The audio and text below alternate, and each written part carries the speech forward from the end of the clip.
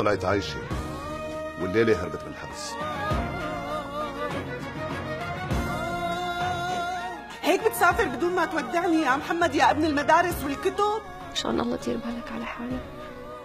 عمك ابو طالب صاير له شي كاينه لا سمح الله؟ عمي ابو طالب بخير والله لبيع كل البيوت وممكاناتها والله. إذا هيك بنت بتروح لحدا غيري لا ارتكب جريمة ما حدا سواها بالمرة. اقسم بالله اذا راحت البنت من بين ايدينا والله لجن وصحب الحواير، عم تفهمي؟ والله هي حرمة كريمة وقلبها لله، بس المسكينة محكومة إعدام.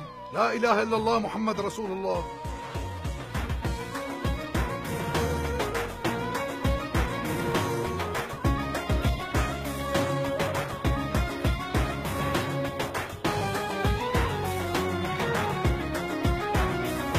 يا ما شكت روحي ويا ما ندهى القلب، شرياني وجروحي تنده إلك يا رب، ببكوتي ونوحي تهون علي الصعب.